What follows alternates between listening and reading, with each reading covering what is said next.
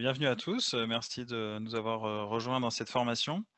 Donc, moi, un petit peu présenté, mais donc rapidement, donc je suis François Musard, donc je suis architecte de formation. Je travaille depuis plus d'une dizaine d'années dans le cabinet Eni Architecte dans l'est de Paris, et j'en suis devenu le BIM manager il y a un peu plus de 5 ans aussi. Depuis quelques années aussi, je travaille sur le projet BRICS, donc, qui a deux volets, une application collaborative en ligne que je présenterai brièvement en fin de présentation, et puis un aspect, la mise en place d'une communauté autour des pratiques agiles dans la construction et l'architecture, et en particulier dans les phases de conception avec l'utilisation des outils BIM.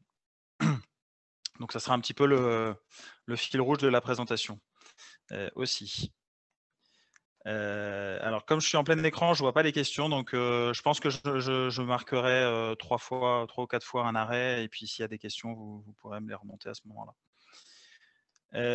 Donc, pour reprendre un peu l'histoire de la gestion de projet dans le monde de l'architecture, bah, c'est une lente évolution avec un système qui était assez hiérarchique depuis l'origine, avec des grandes salles de dessin. Alors, hiérarchique avec souvent un grand patron, puis après une hiérarchie plus horizontale en dessous. Et donc, bah, moi, c'est une histoire que j'ai vue aussi un petit peu du point de vue de l'informatique avec ma spécialisation dans le BIM. Et donc, en particulier, bah, l'arrivée des outils de table à dessin numériques qui vont faciliter, accélérer le travail d'un certain nombre de dessinateurs, et qui, d'un autre côté, on le voit bien sur cette image, bah, va réduire finalement l'espace de dessin et l'espace d'échange aussi, de collaboration, à des écrans, alors à l'origine très petits, pour ceux qui s'en souviennent, les écrans 15 pouces des années 2000.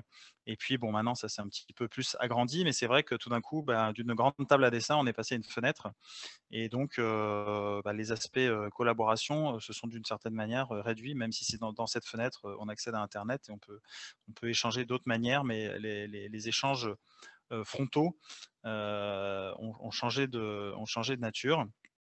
Et bah, il y a une adaptation aussi qui est nécessaire. Il faut réfléchir d'une autre manière pour réussir à pallier ce changement dans les types d'échanges.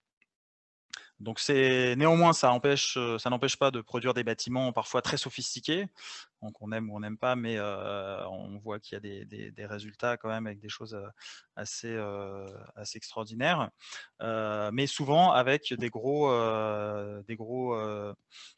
défauts en termes de coût et de qualité.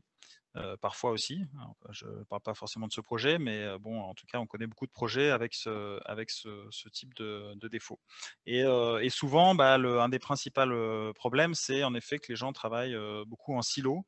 Donc, on est une profession où, bah, il y a les architectes d'un côté, il y a les ingénieurs, parfois plusieurs cabinets d'ingénieurs, différents spécialistes, des entreprises, différentes entreprises selon les spécialités, et donc, bah, l'information est très silotée, et les problèmes d'information sont vraiment un des problèmes majeurs de notre secteur, et les outils informatiques, bah, règlent pas forcément ces problèmes.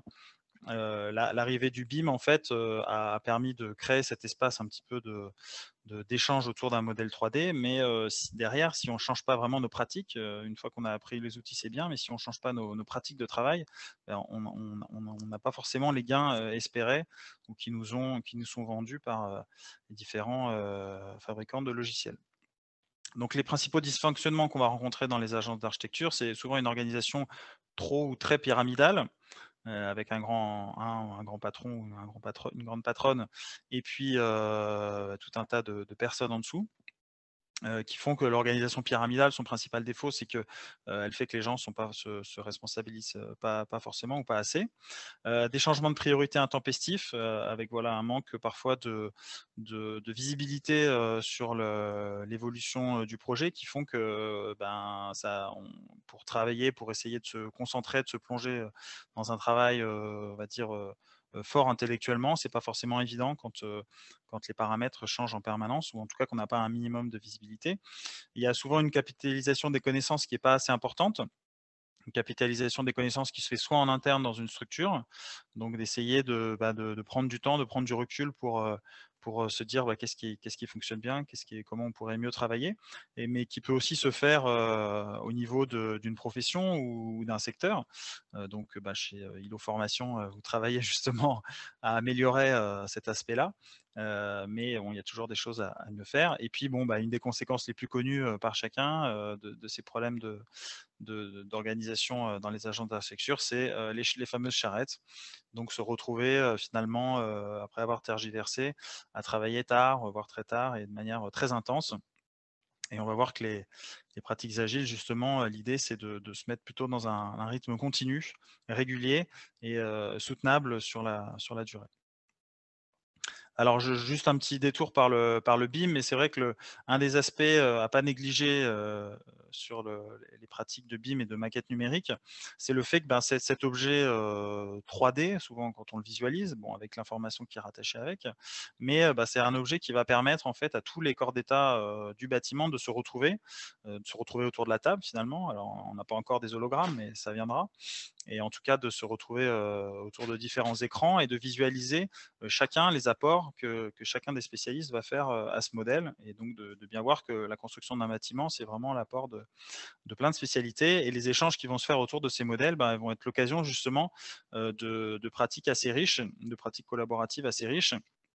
Mais c'est vrai que bah, ces pratiques, alors elles vont être supportées par des outils, mais c'est aussi des manières de faire et on va voir que les approches agiles, elles vont être intéressantes sur ces aspects-là. Alors les approches agiles, comment elles sont nées? En fait, c'est une longue histoire, avec plusieurs aspects, mais qui passe par l'industrie automobile. Puis qui arrive dans l'informatique, dans les années 90 où en fait, bah, c'est la 1re bulle, internet. Donc il y a des projets de plus en plus gros, avec des sites internet et puis la technologie en tout cas, il y a un niveau de technologie qui devient mature pour des applications, à grande échelle et donc bah, il y a des projets qui commencent à déraper très fortement en termes de coûts, de qualité et de délai avec, une demande de clients qui va très vite. Donc des projets qui prennent plusieurs années, ben, quand ils sortent, ils sont plus forcément au goût du jour. La technologie commence à accélérer. Et donc, il y a un certain nombre de praticiens du développement logiciel, des codeurs informatiques, qui vont se rassembler, qui vont essayer de rassembler les meilleures pratiques qu'ils ont pu développer, d'essayer d'analyser comment ils travaillent et de passer en fait d'un mode de fonctionnement qui est le mode en fonctionnement en cascade, c'est-à-dire qu'on prend un programme et puis on fait des spécifications et puis au fur et à mesure on arrive jusqu'au produit. Ils vont essayer de passer de ce mode de fonctionnement à un mode de travail beaucoup plus itératif où en fait on va travailler petite brique par petite brique pour améliorer au fur et à mesure un produit et essayer d'atteindre les besoins du client et surtout les besoins avec un gros focus sur les besoins des utilisateurs. Donc c'est pratique agile, donc il n'y a pas 2 méthodes agiles. La méthode agile, ça n'existe pas. Enfin agile peut-être, si vous connaissez un agile, peut-être oui, mais en fait, c'est plutôt, l'agilité, c'est avant tout un état d'esprit. On va voir que cet état d'esprit, il se traduit, dans 4 grandes valeurs. Donc ces grandes valeurs et ces 12 principes, ils ont été mis en place par un groupe justement qui réfléchissait, principalement aux États-Unis autour de ces pratiques et qui a écrit le manifeste agile qu'on va voir par la suite. Et donc ce manifeste agile, vraiment, il prend en compte cet état d'esprit et c'est vrai que cet état d'esprit, il est très important à connaître parce que si en fait on n'est pas d'accord avec cet état d'esprit, ça sert à rien de rentrer dans des pratiques agiles parce qu'elles fonctionneront pas ou alors, ça sera du agile washing pour, voilà, mettre le mot, ça fait bien en ce moment, c'est un peu un buzzword. Mais derrière, ben, les gens au jour le jour, ils verront pas forcément la différence et le résultat du travail sera pas forcément différent. Donc on va voir, ces pratiques et ces valeurs et ces principes, par la suite. Et donc ces valeurs et ces principes, ils ont donné lieu à un certain nombre de cadres de travail, donc des frameworks en anglais, dont, Scrum qu'on va évoquer, Kanban et puis un certain nombre d'autres cadres de travail, qui peuvent être aussi déclinés par métier aussi, parce qu'à l'origine ça vient de l'informatique. Mais c'était des pratiques antérieurement qui étaient dans l'industrie, dans l'automobile et maintenant c'est des pratiques qui se diffusent aussi dans les ressources humaines, dans, le juridique, dans la communication, dans plein d'autres, secteurs. C'est pas du tout, limité à l'informatique. Et puis ces cadres méthodologiques en fait, bah, ils rassemblent un certain nombre de pratiques. Donc il y a pas mal de petites pratiques dont on va voir un peu plus précisément un certain nombre, à la fin de la présentation et ces pratiques, ben, en fait, si vous les rassemblez entre elles, vous dites: «Bah, voilà, ça c'est un cadre de travail. Moi, j'estime qu'avec, X pratiques, je travaille mieux et je vais essayer de travailler comme ça et je vais essayer de communiquer sur ce cadre de travail pour que, bah, d'autres personnes avec moi, travaillent de la même manière». Ça va être assez important dans notre secteur parce que, bah, quand on travaille avec un bureau d'études, avec d'autres confrères architectes, et bah, c'est vrai que si on a des pratiques un peu similaires, bah, ça aide. Comme on a, ben, une convention BIM dans lequel on va avoir essayé de réguler, le choix des outils, la manière de communiquer. Bah, les pratiques aussi de communication et d'échange de collaboration, elles sont importantes aussi à, à mettre en place et à documenter pour qu'elles soient bien partagées par tout le monde. Alors le manifeste agile, alors plusieurs fois j'ai mis des pardon. Des petits QR codes, si vous avez un téléphone, vous pouvez éventuellement aller, directement vers ces documents. Ça permet de voir, directement la source de ces documents. Donc c'est le QR code vous ramènera vers le site du manifeste agile, donc qui est traduit officiellement en français.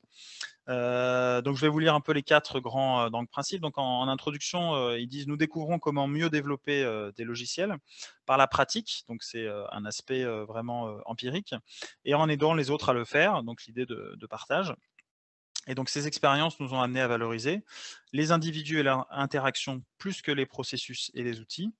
Donc un aspect humain qui est très important, de prise en compte de l'humain qui est très important dans les pratiques agiles. Des logiciels opérationnels plus qu'une documentation exhaustive. Donc vraiment une idée de se concentrer sur le résultat, concret de ce qu'on fait. La collaboration avec les clients plus que la négociation contractuelle.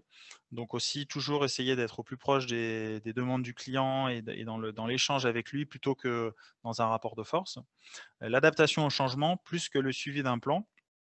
Et donc ça, c'est bon, souvent ce qu'on résume sous le terme d'agilité, mais comme vous voyez, c'est plus large que ça.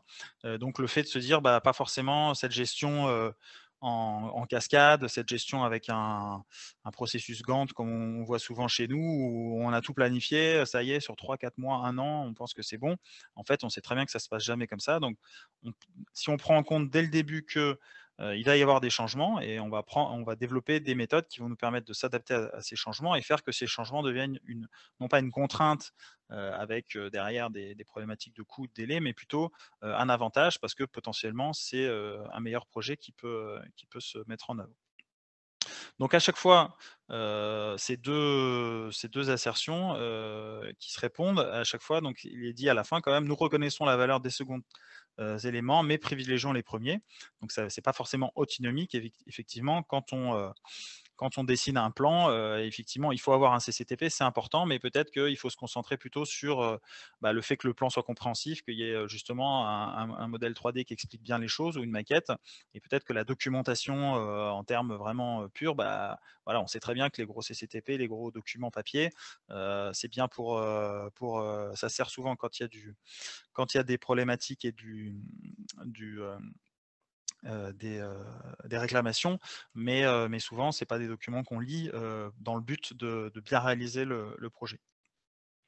Donc voilà les 4 grands principes et les 12, donc les 4 grandes valeurs, pardon et les 12 principes.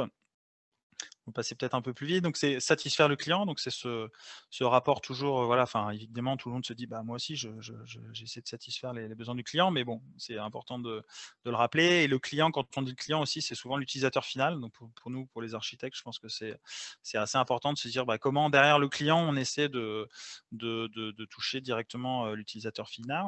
Bien accueillir les changements, donc c'est ce que je venais de dire sur le fait qu'un changement, c'est aussi une opportunité, d'améliorer le projet. On peut le voir aussi de cette manière. Livrer fréquemment, ça va être justement pour avoir assez régulièrement les retours du client et ben, ne pas hésiter, ne pas attendre forcément 3 mois à la fin d'une phase pour, livrer un document, mais régulièrement, publier, des éléments de projet et avoir des échanges avec le client. Ce qu'on fait, peut-être souvent pour la plupart des architectes, mais peut-être le systématiser un peu plus. Travailler ensemble, donc bon, dans un bureau, c'est souvent ce qu'on fait, mais essayer de voir, comment on peut améliorer nos méthodes de travail avec justement avec ces différents silos de spécialités, dans nos métiers. La confiance et le soutien, bah, penser peut-être à voilà, à ne pas oublier à faire des moments d'échange, dans les équipes. Le dialogue en face à face, Donc, bon, sans tomber dans la réunionnite, mais c'est, bah, aussi valoriser ces moments de dialogue, peut-être les organiser différemment pour être plus efficace. Mais, effectivement, c'est quand même, les moments les plus riches et les plus efficaces pour faire avancer et coordonner le projet.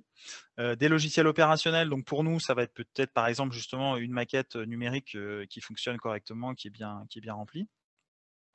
Un développement soutenable, donc on va voir les pratiques, d'organisation du travail, mais l'objectif toujours, ça va être de viser, un travail, plus homogène et éviter les pics qu'on peut connaître qui se transforment en charrette.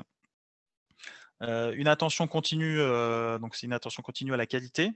Donc toujours, bah, essayer de maximiser les retours d'expérience, les échanges pour que la qualité soit toujours une priorité, dans les projets. Donc qualité des documents qu'on produit, qualité du projet, final et de la construction. Privilégier la simplicité, donc c'est aussi de se dire que, bah, plus les choses sont complexes en général et plus ça va être difficile de les mettre en place. Donc peut-être que la simplicité, voilà, nous on a notre less is more, mais tout le monde n'est pas forcément d'accord, mais ça peut être aussi, un angle d'approche. Les équipes auto-organisées, donc ça va être assez intéressant et ça va justement être aussi, un axe de réflexion sur les aspects humains. C'est de se dire, bah, il faut faire confiance, à nos collaborateurs, il faut faire confiance aux gens avec qui on travaille et surtout, il faut leur faire confiance parce qu'ils sont les mieux quand c'est à eux de faire le job, bah, ils sont les mieux placés pour trouver la manière la plus efficace, de le faire, pardon. Et donc, ça va être de privilégier des pratiques de travail qui vont faire que, bah, les gens vont être responsabilisés, les gens vont du coup, bah, réfléchir ensemble à comment, être le plus efficace, au travail. Et puis réfléchir et s'adapter, donc c'est, toujours, bah, prendre du temps, prendre du recul aussi, avoir des moments pour prendre du recul et réfléchir à comment on peut mieux travailler. Alors je sais pas si ces différentes, valeurs et principes vous ont inspiré? Est-ce qu'elles ont inspiré quelques questions ou remarques? Je regarde le flux de commentaires, j'en vois pas forcément, donc on va continuer. Hop là, hop là. Voilà, donc là, on va parler justement de Scrum, qui avait été évoqué dans la présentation. Donc Scrum, c'est un de ces cadres méthodologiques, c'est le cadre méthodologique sûrement le plus connu.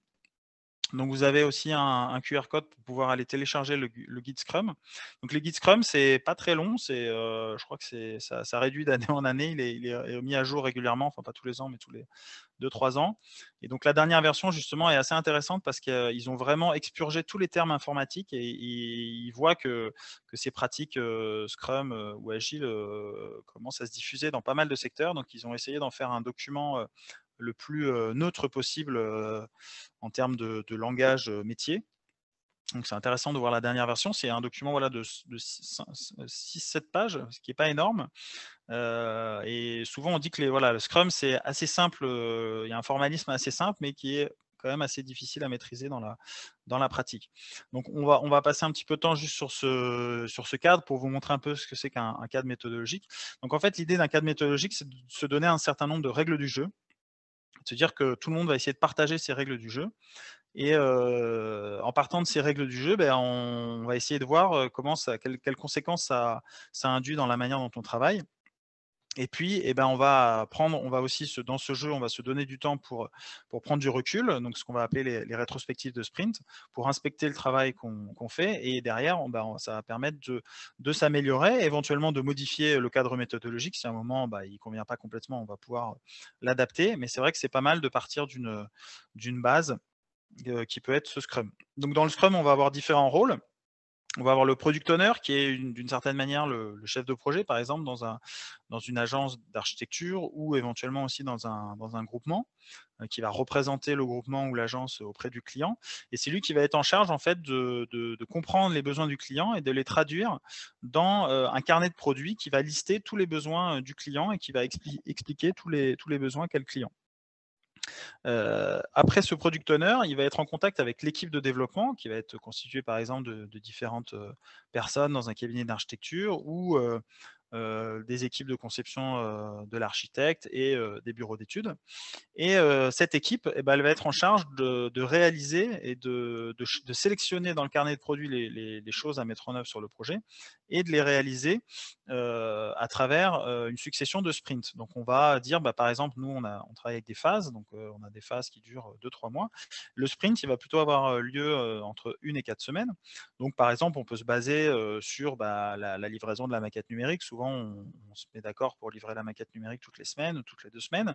Et puis, il y a souvent des réunions de conception qui y sont associées. Donc, on peut se dire que ça peut être le rythme. Et donc, toutes les semaines ou toutes les 2 semaines, bah, l'équipe va sélectionner, elle va s'engager surtout, c'est ça qui va être intéressant, c'est qu'elle va vraiment prendre des engagements. Elle va s'engager pour réaliser un certain nombre de sujets. Donc, elle va à ce moment-là constituer un carnet de sprint.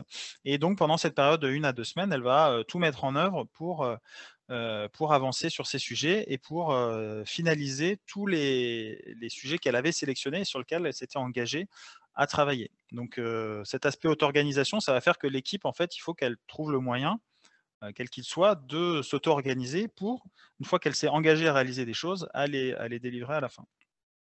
Alors, il va y avoir un autre rôle qui va être celui du Scrum Master, qui pourrait être éventuellement un B-manager, qui va être lui juste là pour aider l'équipe à s'organiser, éventuellement à partir du moment où tout le monde s'est mis d'accord sur des règles du jeu et vérifier que ces règles sont bien respectées. Et si elles ne sont pas respectées, bah, comprendre pourquoi elles ne sont pas respectées et essayer de résoudre les problèmes avec les membres de l'équipe. Et il va aussi essayer de lever les problèmes s'il y a différents problèmes techniques. C'est lui qui va être un peu en charge un peu comme au curling, de brosser le terrain devant les équipes pour qu'il y ait le minimum de friction et que le travail puisse se dérouler dans les meilleures conditions.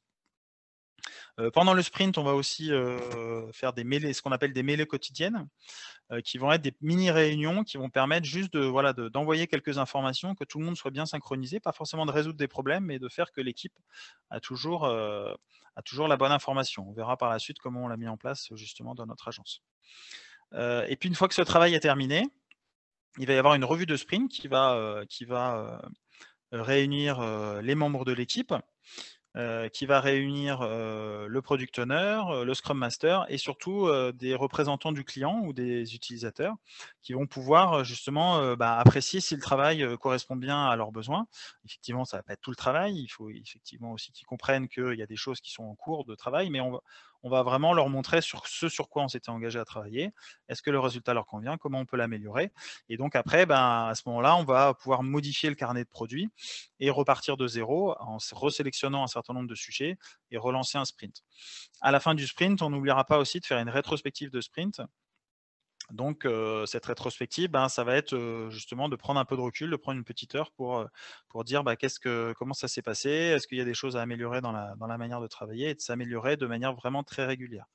On verra ça aussi comment on l'a mis en place dans notre agence, de manière moins régulière que par les sprints, mais bon, voilà, on a trouvé aussi la manière qui nous allait bien pour le faire. Donc voilà un petit peu rapidement brosser la manière de réaliser un travail en Scrum. Donc ça marche très bien pour les équipes informatiques, mais ça va marcher pour un certain nombre de professions différentes et en particulier, dans la nôtre, ça peut être aussi intéressant à mettre en place. Alors soit nous, on a commencé plutôt en prenant un certain nombre de ces pratiques, les mêlées quotidiennes, les rétrospectives de sprint, les itérations. On n'a pas forcément tout fait, mais l'idée, c'est que chacun essaye de comprendre les bénéfices qu'il peut en tirer et essaye de mettre en place ces différentes pratiques. Alors Scrum, c'est un cadre de travail. Un autre cadre de travail que je vais vous présenter aussi brièvement, c'est Kanban. Donc Kanban, c'est un cadre de travail qui vient directement de l'industrie automobile et de l'industrie japonaise, en particulier Toyota dans les années 60-70. Où en fait l'idée du Kanban, c'est de matérialiser pour tout le monde, donc avec cette idée aussi de transparence pour l'équipe, de matérialiser la manière dont on travaille et de comprendre comment ça fonctionne et comment on peut s'améliorer aussi dans la manière dont on travaille. Donc là à gauche, vous voyez un travail en Kanban qui s'est fait à l'agence il y a quelques années. Donc l'idée, c'est de dire, bah, voilà, comment nous on travaille, comment On choisit des sujets à traiter, à quel moment on les traite, est-ce que derrière il y a des validations ou des présentations et quels sont les retours qu'on a? Et on essaie de modéliser les donc ça va être dans un sens de gauche à droite avec un principe d'avancement et puis éventuellement dans l'autre sens, on va pouvoir aussi, mettre par exemple les spécialités, donc les choses à faire pour l'architecte, pour les ingénieurs, on peut diviser comme ça le travail. Et on voit aussi sur ce petit exemple, donc qui est pas un exemple du bâtiment, mais qui est un exemple là sur de la formation et un exemple plus administratif. On voit aussi qu'on peut après à l'intérieur un peu découper comme on veut. L'idée c'est vraiment de modéliser la manière dont on travaille, comprendre déjà comment on travaille. Et puis une fois après, on va utiliser des post-it, donc ces fameux post-it chers aux pratiques agiles, qui vont nous permettre sur chaque post-it en fait, un post-it va correspondre à un sujet à traiter. Et le post-it, ben, va se promener dans le processus de travail. Et bah, un des aspects très intéressants avec le Kanban, c'est qu'on va voir, bah, par exemple, quand une case est très remplie, ça va nous permettre de détecter des goulets d'étranglement. Par exemple, qu'il y a un moment, il y a une demande de validation. Toutes les validations sont faites, par exemple, par un chef de projet ou un directeur d'agence. Et à un moment, on voit qu'il y a trop de validations. Et comme il ne fait pas ces validations, bah, derrière, l'équipe est ralentie ou l'équipe est obligée de passer outre et du coup prend des risques vis-à-vis des engagements qu'elle a avec le client. Donc le Kanban est assez intéressant pour ça, c'est vraiment que tout le monde va avoir une visibilité et une transparence sur la manière dont l'équipe travaille et on va se rendre compte comme ça de manière purement graphique, donc ça parle pas mal aux architectes, où sont les problèmes dans notre manière de travailler et puis on va faire évoluer ce Kanban en faisant évoluer littéralement nos manières de travailler. Donc là, voilà, vous avez deux cadres méthodologiques que je vous ai présentés. Donc le Scrum, qui est un cadre assez normé, dans lequel les rôles sont assez définis et qui est intéressant vraiment à tester comme ça un peu de but en blanc, mais un peu difficile parce que la marche est un petit peu haute pour tout mettre en place d'un seul coup. Et puis un cadre méthodologique peut-être un peu plus basique à l'origine, mais qui est assez riche aussi, qui est le Kanban, où on va déjà commencer par modéliser nos processus à l'aide de post-it. Donc effectivement, ça marche mieux quand on est tous colocalisés dans le même endroit, mais il y a des outils comme Brix par exemple qu'on développe ou d'autres qui permettent aussi de gérer ça, voire de faire ça marche assez bien, de faire aussi un tableau Kanban à un endroit avec des post-it parce que c'est assez rigolo aussi, il faut bien l'avouer, assez matériel comme aspect, et puis de reproduire après une partie dans un tableau numérique. Est-ce que je regarde s'il y a des questions peut-être? Alors, Dominique Verrière qui demande: «Le Lean Startup s'inspire de cette méthode?» Tout à fait, oui. Alors les pratiques agiles justement, elles sont déclinées dans pas mal de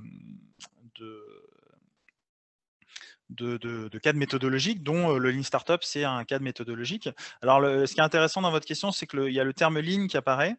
Donc, c'est vrai que moi, je vais parler plus d'agilité, mais il y a le Lean d'ailleurs si vous lisez le guide Scrum, vous verrez que maintenant, on parle plus d'agilité, mais on parle de Lean. Le Lean, c'est aussi des pratiques qui viennent de l'automobile. C'est plutôt des pratiques, on va dire pour moi, les deux grands aspects. Le Lean, on va le retrouver plutôt dans le chantier. Sur les chantiers. Donc on va voir aussi, il y a un certain nombre de pratiques, en particulier aussi avec des tableaux Kanban justement, c'est partagé avec l'agilité, ces tableaux Kanban. Et donc on va essayer de modéliser les processus pour essayer d'être vraiment plutôt dans l'aspect, lean, donc ça veut dire, maigre, donc c'est d'être le plus efficace possible. Donc sur un chantier, ça va être plutôt intéressant.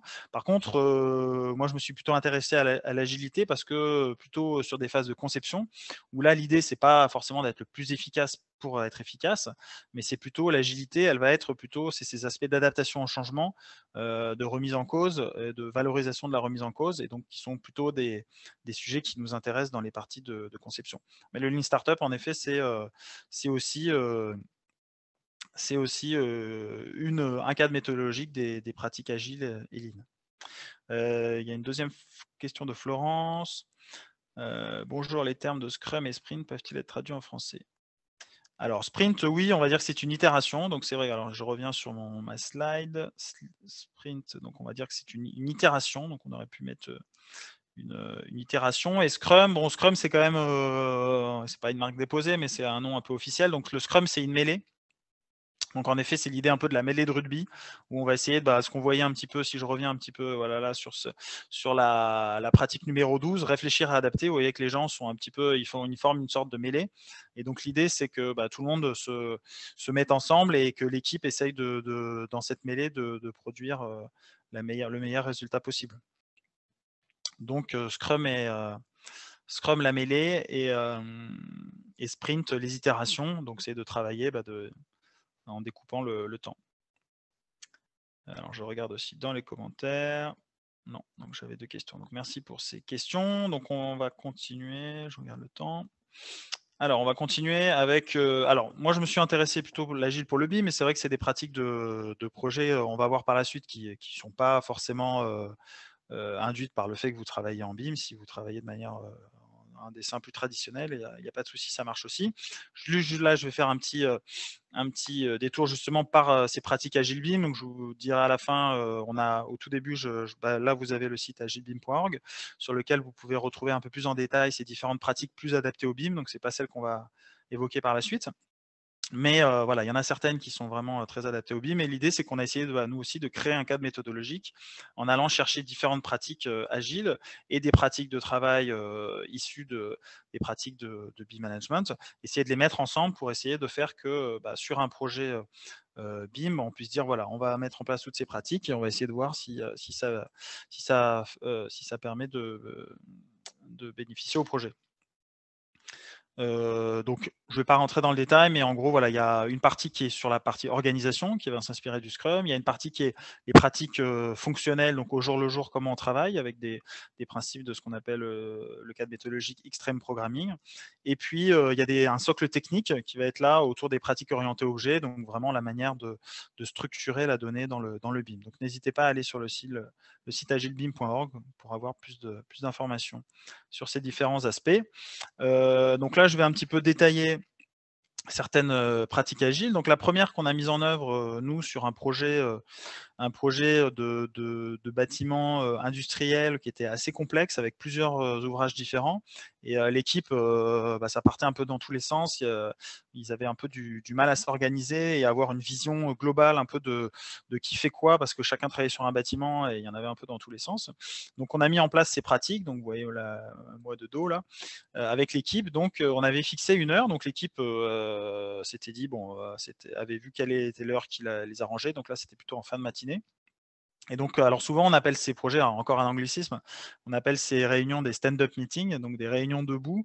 L'idée, c'est de rester debout pour que la réunion soit vraiment courte. Il faut que la réunion fasse pas plus de 15 minutes. Et donc, dans cette réunion, qu'on va essayer de faire tous les jours, on va juste se dire qu'est-ce qu'on a fait hier, qu'est-ce qu'on va faire aujourd'hui et quels sont nos points de blocage s'il y en a. Et on va faire juste un tour de table rapide comme ça, d'une quinzaine de minutes, où chacun va donner ses 3 points. Et après, s'il y a des gens qui ont des réponses pour leur partenaire ou si ils ont envie d'aller plus loin sur certains sujets, ils vont pouvoir après se réunir en petits groupes. Mais l'ensemble de l'équipe ne va pas être mobilisé pendant des heures sur des sujets qui ne la concernent pas forcément. Et donc, cette pratique, elle a vraiment servi. Alors maintenant, on a des équipes qui travaillent avec certains collaborateurs qui, pour certains, sont retournés dans leur pays d'origine ou certains même maintenant ont déménagé dans d'autres villes.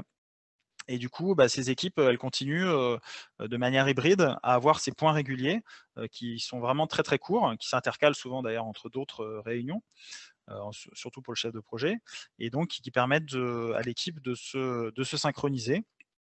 Alors oui, l'objectif, c'est de synchroniser l'équipe. Alors là, je vous en parle au niveau en interne d'une agence avec des projets en effet où il y a un certain nombre de collaborateurs qui sont mobilisés, mais ça peut être aussi au niveau d'un groupement. Alors on sait que les ingénieurs, par exemple, ils ne travaillent pas tout le temps sur le même projet, nous aussi d'ailleurs. Mais on peut dire que ce point, par exemple, il se fait 2 fois par semaine. Après, c'est vraiment à chaque équipe de se dire, l'idée, c'est de faire un point rapide et de se tenir au courant de ce qu'on fait. Donc après, si c'est 2 fois par semaine, si c'est 3 jours par semaine, c'est à chacun de voir comment il est le plus, comment il sent le truc et comment ça peut être efficace pour son travail.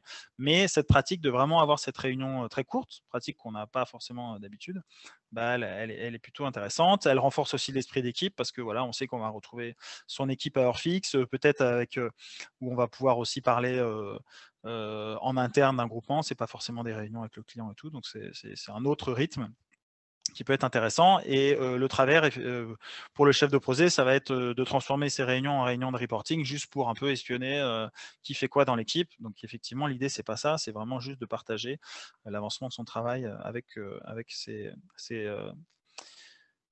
partenaires. Le travail en itération, donc voilà, c'est pas des sprints, des itérations, j'ai bien écrit cette fois-ci. Donc l'idée là, un petit peu le schéma Scrum que je vous ai montré tout à l'heure, adapté au travail de conception. Donc l'idée, ça va être de constituer ce carnet d'itération. Donc le chef de projet va être en charge dans un outil. Alors ça peut être très basiquement une feuille Excel, ça peut être l'outil Brix que je vous présenterai tout à l'heure, ou d'autres outils de gestion de projet généralistes, de lister, enfin en tout cas d'avoir un endroit, une base de données des différents sujets à traiter sur le projet.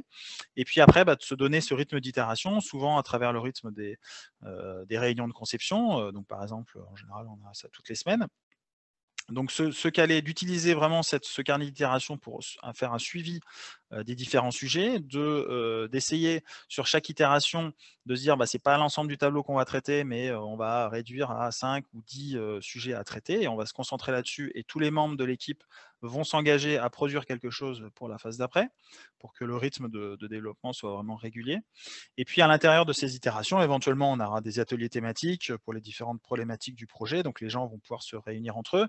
On va peut-être mettre en place des pratiques de réunions journalières ou tous les 2 jours pour juste se tenir au courant de l'avancement et voir que les délais seront bien tenus à la fin de l'itération.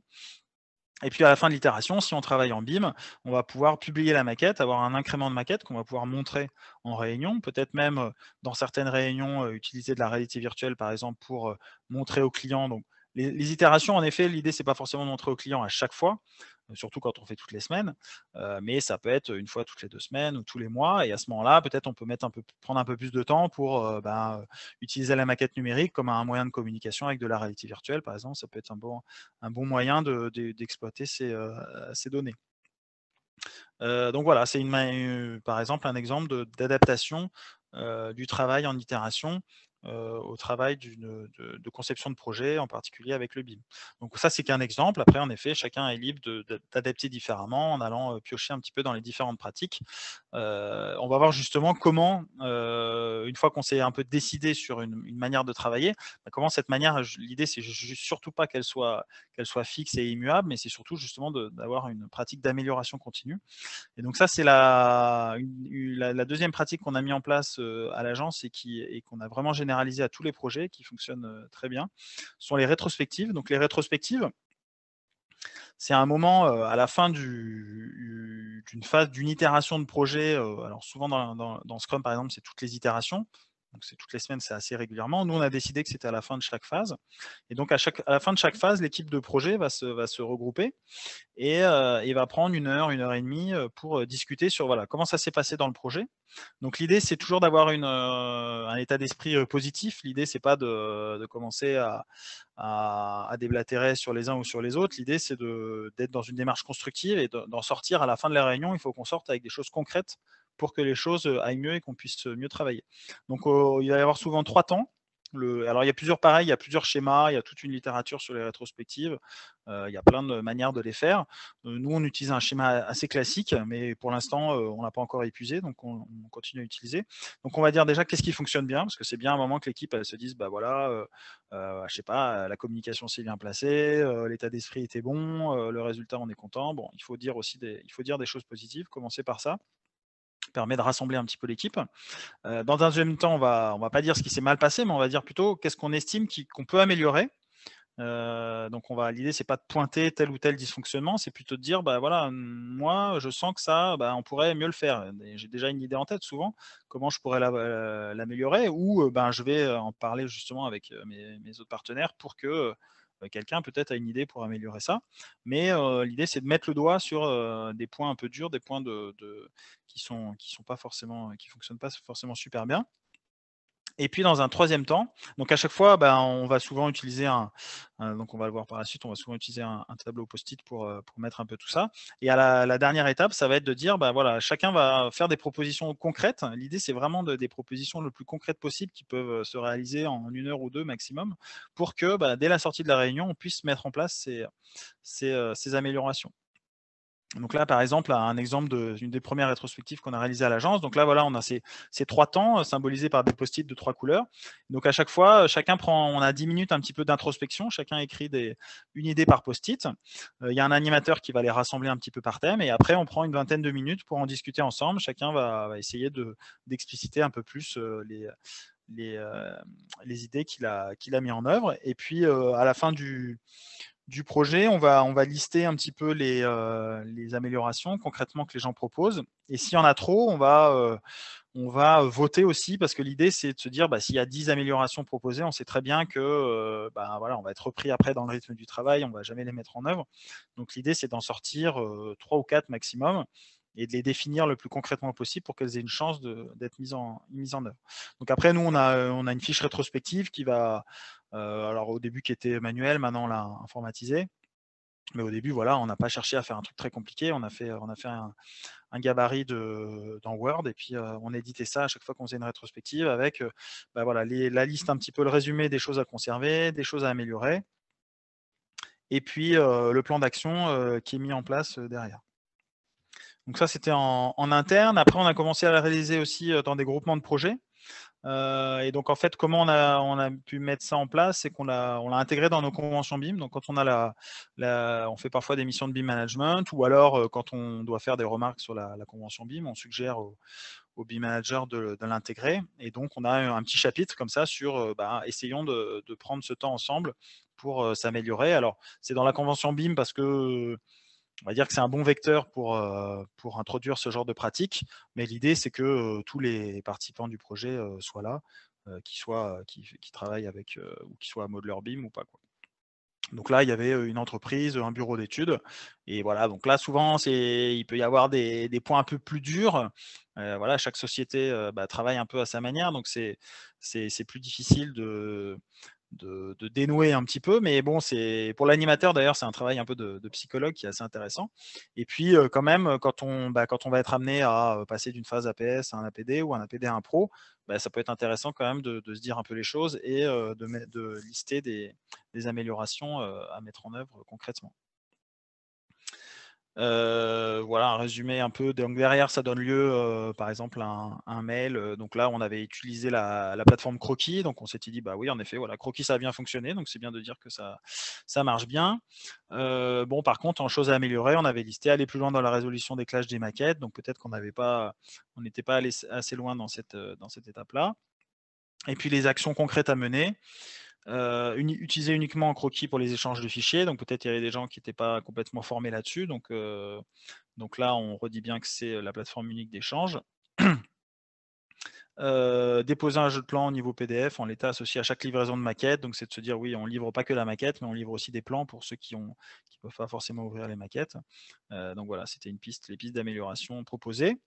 Donc là, on a vu bah, la période un peu post-it, et puis bon bah voilà, la pandémie est passée par là, on s'est adapté, et donc nous, on a mis en place en interne, donc on utilise la suite collaborative Google, donc on l'a mis en place avec un outil qui est pas très connu, qui s'appelle Google Drawing, qui est un petit outil de Google qui permet d'avoir une sorte de tableau blanc. Donc on fait 3 colonnes et puis chacun met ses petits post-it comme ça. Donc parfois on fait en mode hybride avec des gens à distance et puis des gens en local. Même peut-être parfois même on l'a fait avec des post-it ou après on les recopiait dans le tableau partagé. Et puis on le fait aussi sur là on voit que c'est sur un projet du Grand Paris dans lequel on a mené cette pratique donc avec un outil qui s'appelle Klaxoon, une plateforme de tableau blanc en ligne, et qui nous a permis, avec un modèle, vous voyez, un peu plus complexe, qui nous a permis aussi de mener à bien cette séance de rétrospective, là vraiment orientée sur les pratiques BIM. Voilà dans les grandes lignes les rétrospectives. Alors je vais regarder s'il y a des questions. tac. Alors, j'ai 2 questions dans l'onglet questions. Une startup, tac. Bon, il y avait 2 questions, mais je crois que j'y ai répondu. J'en vois pas d'autres pour le moment. Donc n'hésitez pas. Et donc maintenant, on va continuer sur. Donc là, on a vu ces réunions, les daily meetings qui permettent de faire des petites réunions pour améliorer la communication. Le travail en itération qui permet vraiment de découper le travail de manière un peu plus formelle et que l'équipe s'engage surtout à chaque itération sur des avancements de projet pour vraiment rythmer l'avancement du projet. Et puis ces rétrospectives qui permettent en effet que les pratiques qu'on met en œuvre ne soient pas statiques, mais qu'en permanence, elles s'adaptent à l'équipe, à la manière de travailler de l'équipe, à la manière dont elle est constituée, au type de projet auquel elle doit répondre.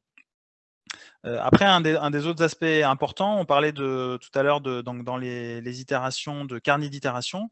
Donc là, je vais vous parler un petit peu plus en détail de la plateforme qu'on a montée et qui va permettre justement de résoudre ce problème de carnet d'itération. Donc, comment le faire? Donc, c'est vrai que je disais qu'on peut le faire sous forme de tableau Excel, donc une liste de sujets à traiter avec un certain nombre de paramètres. Mais c'est vrai qu'Excel, ça va pas forcément nous permettre de mettre beaucoup d'images, de mettre beaucoup d'échanger sous forme de commentaires. Donc, Brix va permettre d'aller un petit peu plus loin dans ces pratiques-là.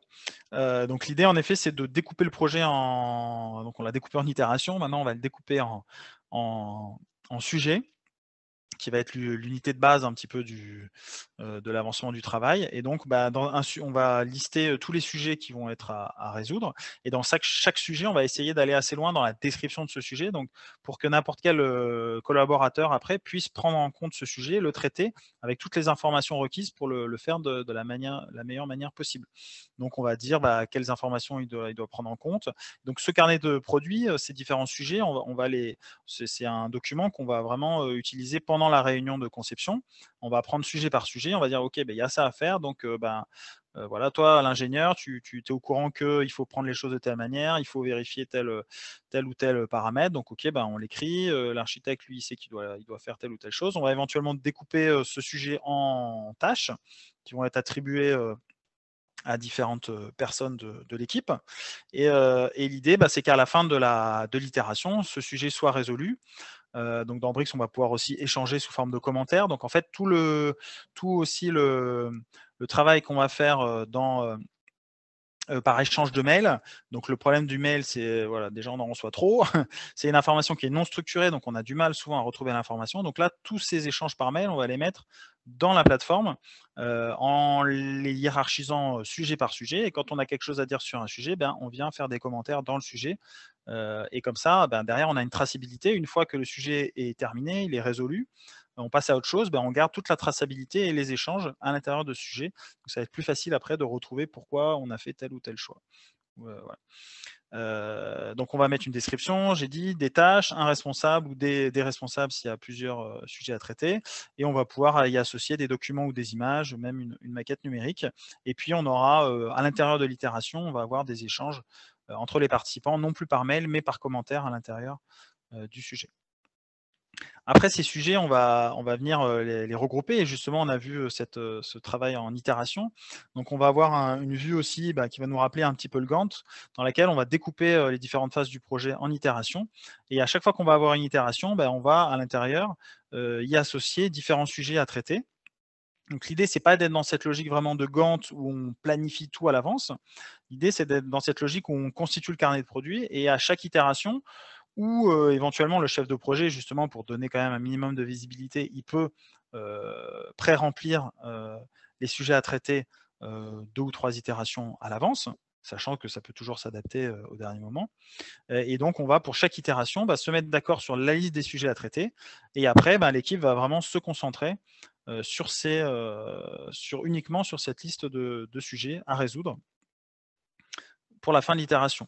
Et donc, pendant l'itération, comment elle va travailler? Là, elle va utiliser pour le coup une vue, donc toujours la vue de ces mêmes listes de sujets, mais cette fois-ci, on va avoir une vue en tableau Kanban dans lequel on va pouvoir, donc classiquement, alors c'est en anglais aussi la capture d'écran, pardon.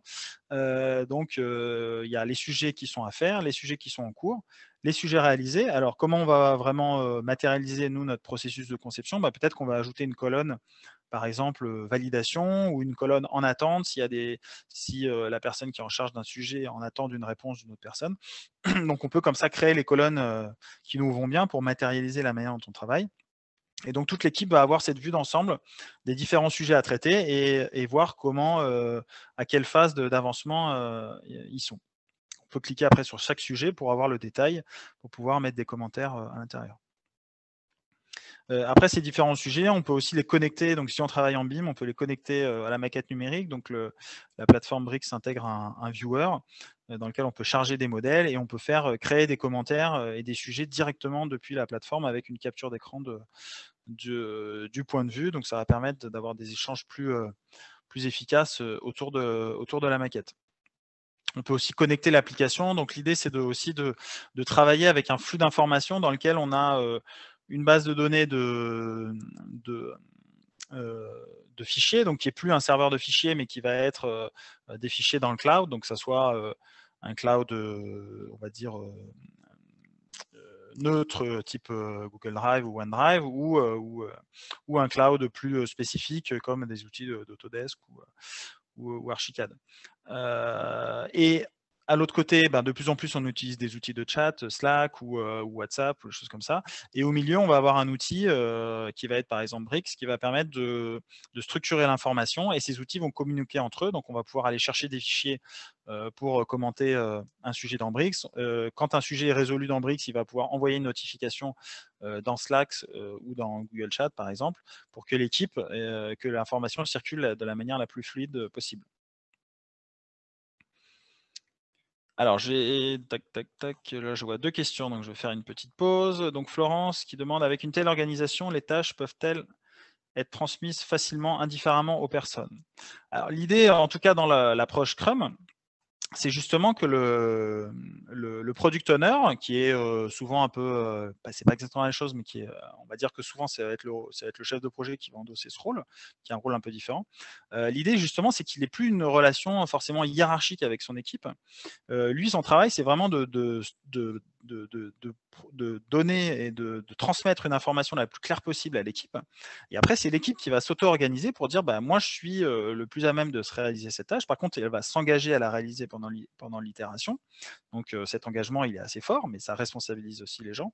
Et donc, le chef de projet ou le product owner n'aura plus ce rôle forcément d'attribution des tâches, qui est pas forcément plus mal. Donc les gens vont être responsabilités, ils vont avoir peut-être plus d'engagement dans leur projet, et le chef de projet est déchargé d'une tâche d'organisation dans lequel il n'est pas forcément le plus efficace, et souvent les gens entre eux savent mieux comment résoudre les sujets et qui est le plus à même de le faire qu'un chef de projet qui va imposer son point de vue et qui va peut-être aussi provoquer des réactions négatives et qui vont pas forcément aider à la fluidification du travail. Donc l'idée en effet de donner de la transparence, de lister tous ces sujets pour que tout le monde ait la plus de visibilité. Derrière, l'idée en effet, c'est d'arriver à un système où chacun vient piocher en s'engageant effectivement, c'est pas juste un self-service, en s'engageant à réaliser les sujets, il vient piocher dans cette liste et pour faire avancer le projet. Donc toute personne y a accès sans niveau hiérarchique, oui, donc un peu sur le même sujet aussi. Alors, on peut gérer des droits, en effet, c'est possible. Après, donc dans Brix en particulier, il y a un système d'équipe. Donc par exemple, si on se dit qu'on travaille avec le client, en effet, on va peut-être pouvoir gérer un groupe avec sa liste de sujets, son Kanban associé, un groupe où il n'y a pas forcément le client dedans. Et puis par contre, pour gérer les sujets, le product owner ou le chef de projet, il va peut-être avoir un groupe avec le client dans lequel il va, au fur et à mesure, lui poser des questions. Par exemple, les fameux fichiers de questions-réponses qu'on a avec les clients, on reçoit des grands tableaux Excel, on ne sait jamais qui a la bonne version, il faut l'envoyer à nos partenaires et tout. Là, on va utiliser un groupe pour faire le jeu des questions-réponses avec le client. Donc on va comme ça découper, mais plutôt de manière fonctionnelle et pas forcément avec une notion de hiérarchie. L'idée, c'est justement dans les sujets, quand on a des tâches, ça va être les projeteurs ou les dessinateurs qui vont prendre en charge ces tâches. Donc il faut aussi qu'ils aient la visibilité d'ensemble pour bien comprendre le sujet qu'ils doivent résoudre. JC Vaillant qui nous dit: «Méthode intéressante, plutôt adaptée à des agences regroupant plusieurs collaborateurs». Alors, est-ce qu'un architecte indépendant peut trouver un intérêt particulier? Alors déjà, on peut l'utiliser, tout seul. Moi, ça m'est, longtemps arrivé, d'utiliser j'utilisais beaucoup Trello, qui est un outil plus généraliste, mais qui permet, bah, de traiter aussi comme ça et d'organiser son travail. Alors c'est vrai qu'il y a des personnes qui aiment ça, il y a des personnes qui trouvent ça complètement inutile. Mais déjà, quand on utilise pas mal les post-it au jour le jour pour noter des idées, bah, là, ça permet de les noter dans un tableau et puis d'avoir cette notion, d'avancement pour savoir au jour le jour quelles sont les tâches les plus importantes. J'ai oublié de préciser en effet qu'un des rôles du chef de projet ou du product owner, justement, c'est que c'est aussi de hiérarchiser et de prioriser les tâches qui sont dans cette liste. Donc l'équipe, elle va pas choisir n'importe quelle tâche, elle va aussi choisir les tâches qui sont le plus haut dans la liste, les tâches qui sont le plus prioritaires. Hem Et donc, bah, donc en tout cas, de manière personnelle, ça peut aussi aider à s'organiser. Et puis même si on est, toutes les méthodes dont j'ai parlé tout à l'heure, justement, j'ai essayé d'en parler à un niveau, agence. Donc c'est vrai que moi je travaille dans une agence où on est pas mal de collaborateurs, donc sur chaque projet, souvent il y a plusieurs personnes, donc c'est peut-être en effet plus adapté en interne. Mais on peut aussi essayer de le mettre en place.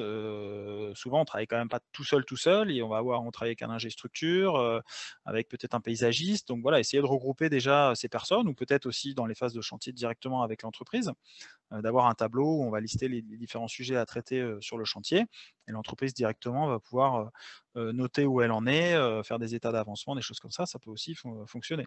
Donc il faut bien vraiment le voir à chaque fois en interne dans une entreprise et aussi au niveau de l'équipe de projet ou dans la relation aussi, purement dans la relation avec son client. Donc ça peut marcher dans de différentes manières. Il faut essayer d'envisager un peu, tous ces aspects-là. Je regardais s'il y a aussi des questions dans les commentaires. Non, tout le monde a bien compris le système de la fenêtre des questions-réponses. Alors n'hésitez pas à rajouter encore des questions. Donc maintenant, bah, voilà, la question c'est peut-être beaucoup, d'informations, une approche, assez, différente qui interroge pas mal. Et c'est vrai que oui, c'est un des principaux sujets auxquels on est confronté, c'est que voilà, ça remet en cause pas mal de choses et donc on se demande un peu par où commencer. Donc moi, je vous ai un petit peu fait part de la manière dont on avait procédé chez Enya, donc en travaillant avec ces réunions, courtes quotidiennes, ces pratiques de rétrospective, cette formalisation de l'avancement du projet par itération. Donc l'idée globalement, c'est de commencer souvent par quelque chose d'un peu petit, de ne pas se lancer dans voilà, mettre en place Scrum comme ça du premier coup, sans se faire accompagner par un spécialiste. C'est vrai que c'est peut-être un peu ambitieux, mais donc peut-être commencer, choisir une de ces pratiques qu'on a vues. Vous pouvez en voir d'autres sur le site agilebim.org. Choisir une de ces pratiques, essayer de la mettre en œuvre et surtout rentrer dans ce processus, d'itération continue avec, des rétrospectives ou en tout cas des moments où on s'interroge, voilà: «Est-ce que ça fonctionne bien? Comment on pourrait faire que ça fonctionne mieux?» Et en permanence, avoir du feedback, en interne auprès de ses collaborateurs pour, tous s'interroger de manière collective sur la meilleure manière de travailler et de mettre en place ces approches-là.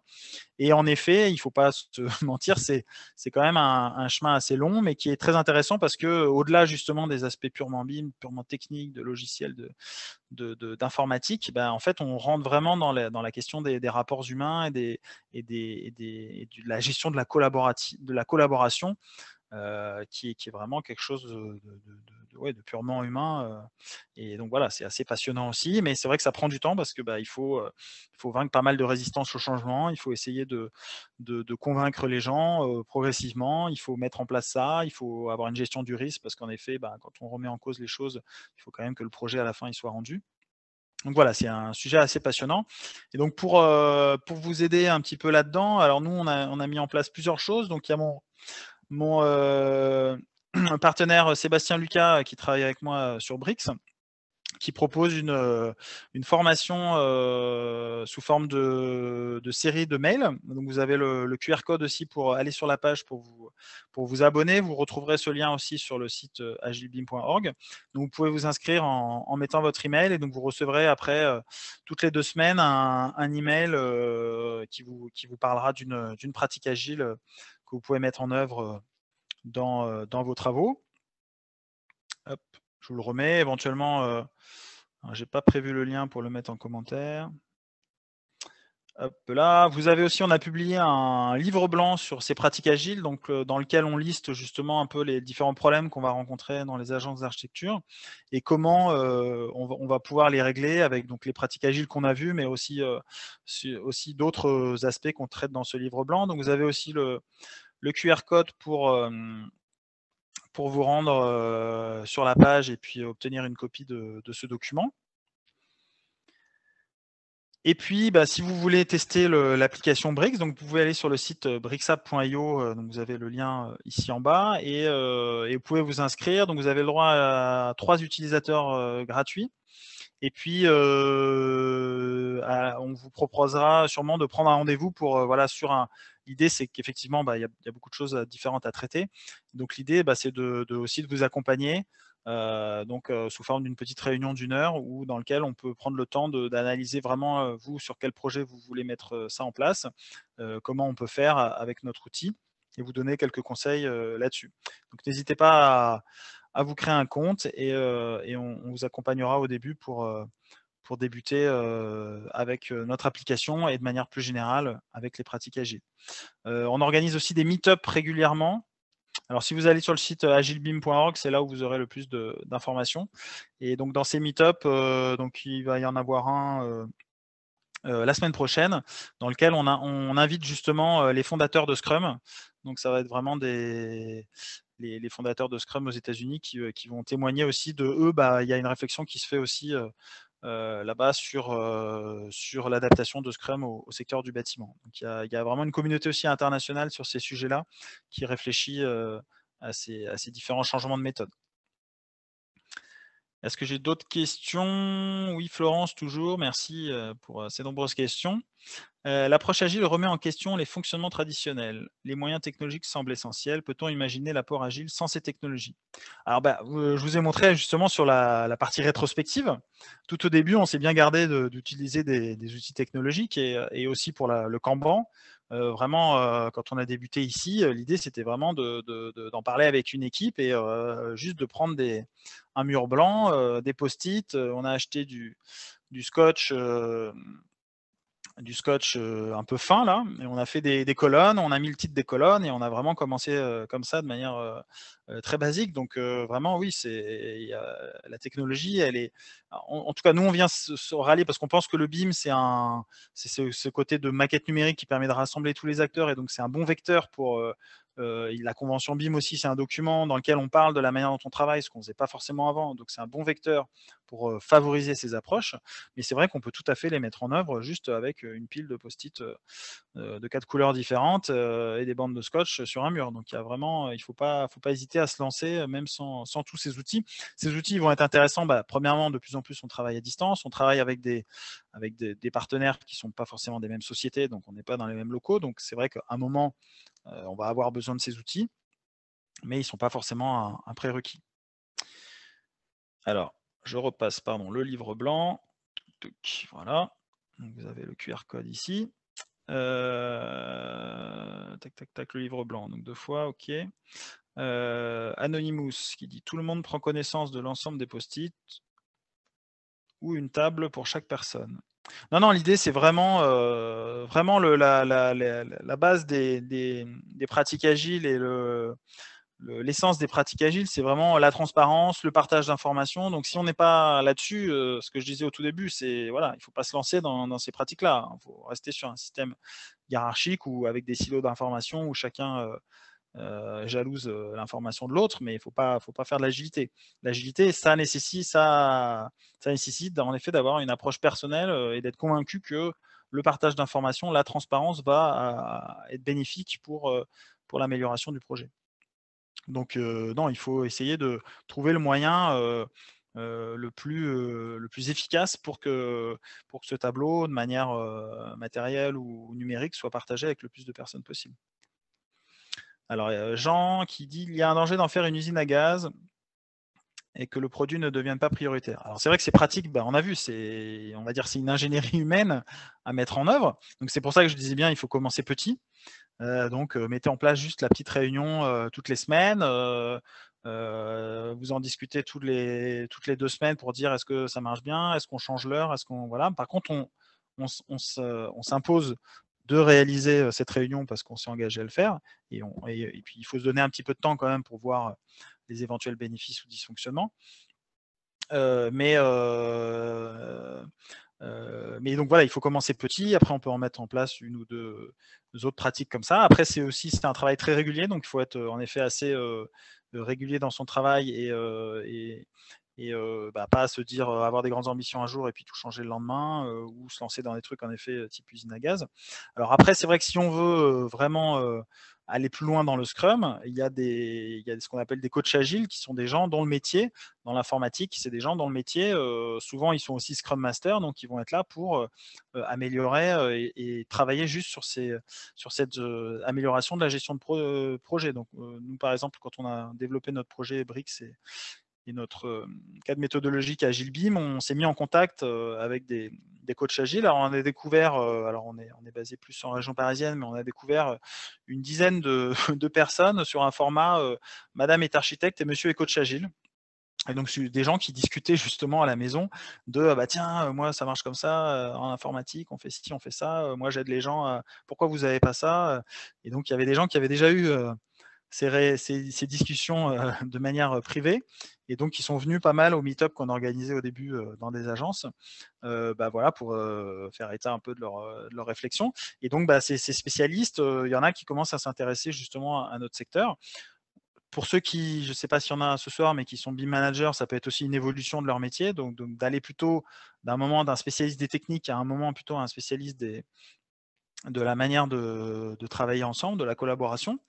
Et donc là, peut-être en effet, il y a matière à avoir quelqu'un qui est dédié à ça et qui va aider justement à ce que bah, pour l'équipe projet, ça soit le plus évident possible, le plus fluide possible et que ça ne se transforme pas en usine à gaz. Mais c'est vrai qu'à une grosse échelle, bah, il faut, à un moment, il faut quelqu'un qui gère la chose. Dominique, est-ce qu'on pourrait imaginer l'apport agile pour répondre aux défis climatiques?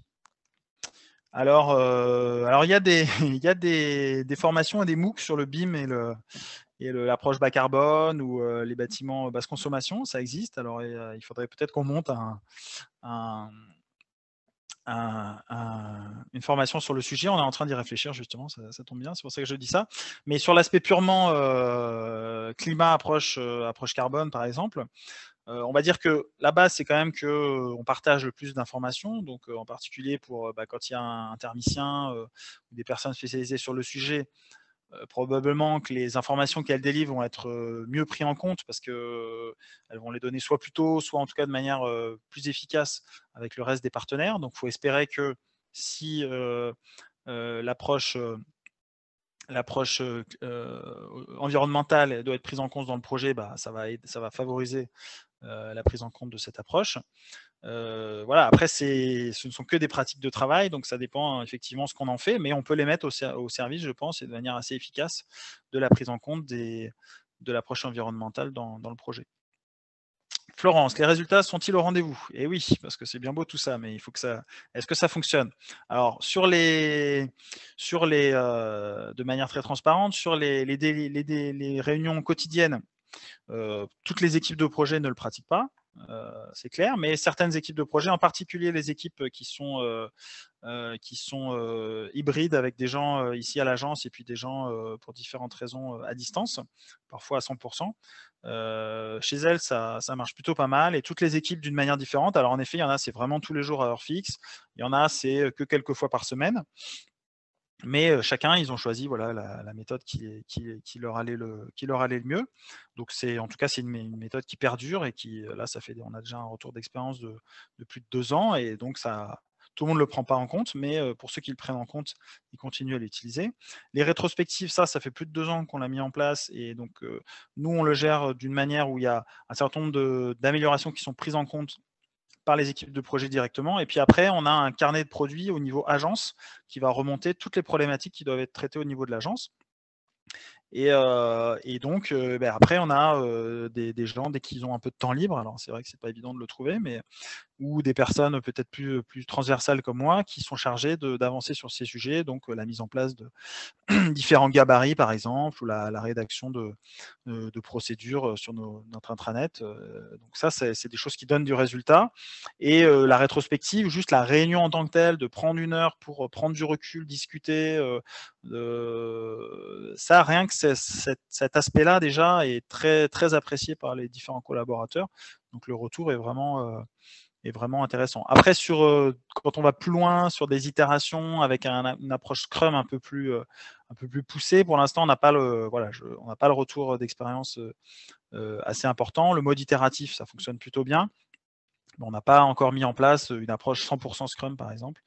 Donc ça, je ne pourrais pas vous donner de retour d'expérience là-dessus. Par contre, si vous allez sur notre chaîne YouTube AgileBeam, de AgileBeam, il y a dans nos différents meet-up, il y a quelqu'un qui vient de sortir un livre justement qui s'appelle, je l'ai là, je viens de le recevoir, Construction Scrum, qui s'appelle Felipe Engineer, ça ne s'invente pas, c'est vraiment son nom de famille. Donc Felipe l'ingénieur, et qui met en place des approches Scrum pour des entreprises aux États-Unis. Donc, et lui, il le fait vraiment concrètement. Donc, et a priori, ça fonctionne. Il le raconte dans son ouvrage. Donc, il y a des expériences qui marchent. C'est vrai que ça change beaucoup les pratiques. On a aussi réalisé un meet-up avec un coach agile qui accompagne un bureau d'études de 200 personnes en Italie. Ils ont complètement réorganisé de manière justement non hiérarchique, avec des équipes d'une dizaine de personnes multitechniques, l'organisation globale de l'agence, donc 200 personnes, c'est quand même un petit bureau d'études quand même pas mal, quoi. Et ça fonctionne. Alors en effet, dans ce cas-là, ils se font accompagner par un spécialiste qui les aide dans la mise en place de ça, mais il y avait la directrice du bureau d'études qui était là et qui était très contente des résultats. Donc il y a des résultats probants. Après, c'est vrai que c'est pas naturel et il faut vraiment un peu se jeter à l'eau. Et voilà, pour l'instant, c'est des pratiques qui sont encore émergentes. Vous dites client. Alors, on a aussi un anonyme qui demande, vous dites client et pas maître d'ouvrage. Est-ce par rapport au lien contractuel? Non, j'ai pris le terme client. Peut-être que le client, ça regroupe maître d'ouvrage et aussi parfois, c'est peut-être pas été clair sur qui peut être le client ou l'utilisateur final. Est-ce que c'est par rapport au lien contractuel? Alors, il y a aussi une littérature sur les contrats agiles, parce que quand on travaille en Scrum, on n'a pas forcément, on avance d'itération en itération. Et l'idée, c'est pas forcément, on ne connaît pas forcément le résultat final. L'idée, c'est de s'adapter en permanence pour faire le produit le plus adapté au client. Mais c'est pas forcément de faire ce que dit le client au début. Le client, il a une idée, c'est d'avoir un bâtiment qui doit faire ça. Par contre, il ne sait pas s'il faut le faire en briques, en bois. Donc, nous, dans notre cas, c'est la même chose. Donc, on fait aussi des. Et puis, dans un contrat Scrum, on ne va pas dire l'APS, c'est 3 mois. L'APS, c'est quand le client est satisfait. Alors, lui, il va savoir qu'à un moment, justement, ça va l'aider à faire des bons retours, à un moment, à ne pas dépasser les délais qu'il s'est donnés. Mais on va avoir une gestion un petit peu différente, une contractualisation différente. Alors ça, on en est encore loin, par contre, dans le secteur de l'architecture. Mais souvent, vous l'avez peut-être vu, vous avez peut-être fait la réflexion pendant la présentation, mais il y a un certain nombre de pratiques aussi dont finalement, on a l'impression qu'on les fait déjà. Et c'est juste qu'on n'a pas forcément formalisé, on ne s'est pas forcément interrogé réellement sur le pourquoi du comment, et surtout, on ne s'est pas mis dans cette démarche agile qui est aussi une démarche d'inspection régulière et d'amélioration. Et donc, on peut partir peut-être de pratiques qu'on a déjà, c'est peut-être aussi un bon point de départ, en se disant, tiens, ça, finalement, c'est peut-être un petit peu agile, justement, ça peut être intéressant de partir de ça et après de le mettre en œuvre dans une démarche d'amélioration régulière de cette manière de travailler. Voilà, je crois que j'ai fait le tour des questions. Je vais aller voir dans les commentaires si je trouve d'autres questions. Non, je crois qu'on a fait le tour. On a fait quoi, 1h10? Non, on a fait 1 heure, oui, 1h20. C'est assez dense. 1h20. J'espère que ça vous a donné envie de mettre en œuvre ces pratiques. Voilà, n'hésitez pas à rejoindre les formations qu'on met en œuvre ou à tester l'outil Brix que je vous ai présenté. Et puis, si pour ceux qui sont plus intéressés, on peut prendre contact aussi sur LinkedIn ou autres réseaux pour aller plus loin dans la discussion.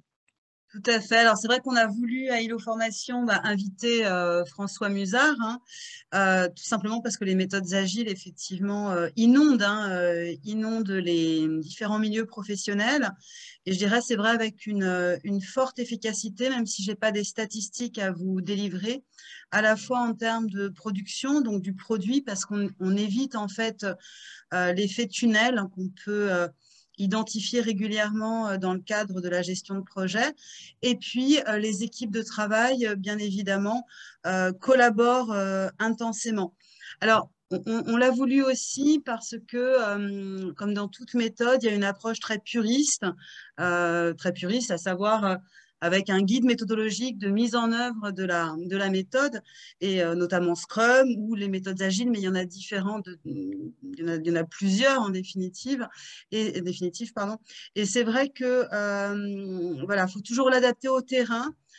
Parce que il faut pas que les méthodes deviennent en fait dogmatiques. En tout cas, sachez que en effet, tout le monde professionnel dans son ensemble est traversé par cette agilité. Le manifeste agile qui, de mon point de vue, est très intéressant à lire, et puis la méthode est toujours l'adapter, bien évidemment, au terrain. François, j'aurais eu beaucoup de questions à vous poser, Ouais. bien Alors, ouais. évidemment. Ah, j'avais pas vu, j'avais pas scrollé, j'avais pas vu. Donc il y a Florina qui nous dit, en retour d'expérience justement, pour répondre à Florence qui nous dit qu'il réalise des points hebdo BIM-prod d'une demi-heure, voilà, et des rétrospectives à chaque fin de phase, et apparemment ça se passe bien. Donc voilà, il y a d'autres agences qui pratiquent aussi. Tout à fait. Florence, les clients sont-ils intéressés? Alors non, on n'a pas forcément encore mis en place, non, on n'a pas encore forcément mis en place avec des clients. On l'a proposé dans pas mal de la démarche, dans pas mal d'appels d'offres, mais à chaque fois, je pense pas que ça soit à cause de ça, mais c'est pas des appels d'offres sur lesquels on a été retenu. Donc on n'a pas pu encore mettre en place cela, mais on le décrit quand il y a une note méthodologique dans nos appels d'offres. Oui. Et puis Gilbert qui nous dit qu'il est proche de la retraite, donc il n'aura pas le temps de mettre en place ça. Ah, mais c'est dommage, mais peut-être pour la retraite, pour avoir une approche agile de la retraite, je ne sais pas. Tout à fait. Vous pouvez vous former pour devenir coach agile et en fait proposer Voilà, vos ouais, services en tant que tout à consultant. fait. Voilà, pour s'occuper à la retraite, c'est une bonne solution. Tout à fait, tout à fait. En tout cas, voilà, l'agilité est vraiment est là, elle est présente, et même dans les organisations les plus pyramidales, telles que celles qui sont étatiques, sachez qu'elles sont bien évidemment mises en œuvre. Alors, on en est au balbutiement, bien sûr, et on aura des données statistiques concernant les effets de ces méthodologies un peu plus tard, sachant que, bien évidemment, encore une fois, une méthode n'est pas là pour être appliquée de manière dogmatique, mais elle doit être émergée au travers du terrain et des individus qui collaborent les uns avec les autres. Et François, je pense que vous ne direz pas le contraire. Tout à Le fait. terrain est primordial. Voilà, c'est vraiment l'approche pragmatique. C'est bien ça, c'est bien ça. On vous remercie. Alors déjà, François, mille merci pour cette présentation qui devra être vue, revue, parce que je sais que c'est un temps court et qu'il y a plein de termes, il y a tout un process à mettre en œuvre, un état d'esprit aussi dont on doit bien évidemment s'imprégner. Et je remercie l'ensemble des participants qui ont échangé avec nous ce soir. Le webinaire sera donc accessible d'ici 3-4 jours sur les réseaux sociaux. N'hésitez pas à diffuser, bien sûr, ce webinaire. Je vous remercie pour votre participation. Oui, Jean indique, Jean Falise, un sujet très intéressant. Merci, Jean. Merci. Merci à vous. Merci. À plus tard À dans un bientôt, prochain j'espère. webinaire. Et merci François et Au merci revoir. à toutes et à tous.